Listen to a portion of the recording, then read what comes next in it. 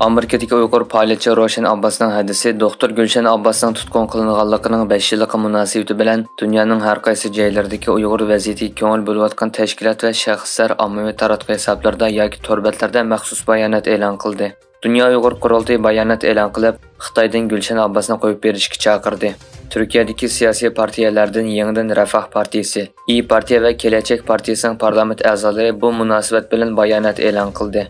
Amerikaning Xitoyda turishliq bosh elchisi Nicholas Bornes 11 sentabr kuni Twitter, ya'ni hozirgi X'da uchur yo'llab, Gulshan Abbos va boshqa barliq tutqunlarni qo'yib berishga chaqirdi.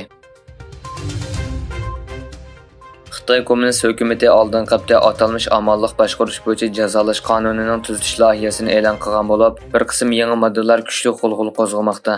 Xitoy doiralari oldin qapda atalmış amalliq boshqarish bo'yicha jazolash qonunining tuzilish loyihasini e'lon qilgan bo'lib, bu 17 yildan buyon mazkur qonunga tunji qatam o'zgartirish kirgizish hisoblanadi ekan.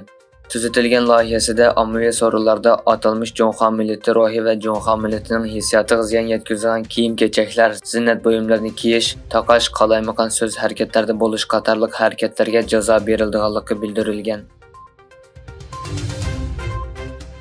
Xitoyda sobiq tashqi ishlar ministridan keyin bu qatam davlat mudofaa ministri yo'qolib ketdi.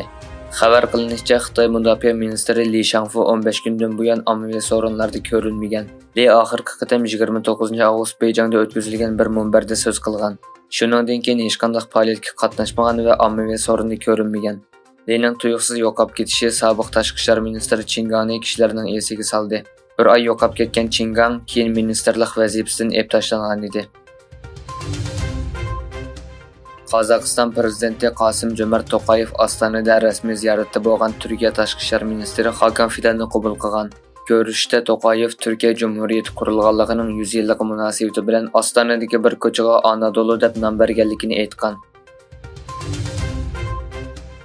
Rossiya prezidenti Vladimir Putin va Shimoliy Koreya rahbari Kim Jong Un Rossiyaning Amur rayonidagi Vostonchini aloqa qatnash bazasida ko'rishdi.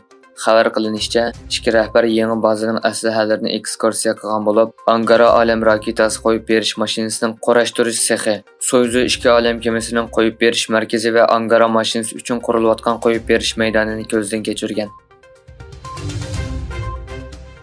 Liviya davlat ittifoqi hukumati kelgun ofatida 6000 kishining qazo qilganligini, minglagan kishining yo'qolib ketganligini e'lon qildi. Estoniya, Latviya va Litvadan iborat 3 Baltiq dengiz davlati Rossiyaning numar taxtasi bor mashinalarining bugundan boshlab bu davlatlarga kirishining cheklanganligini e'lon qildi.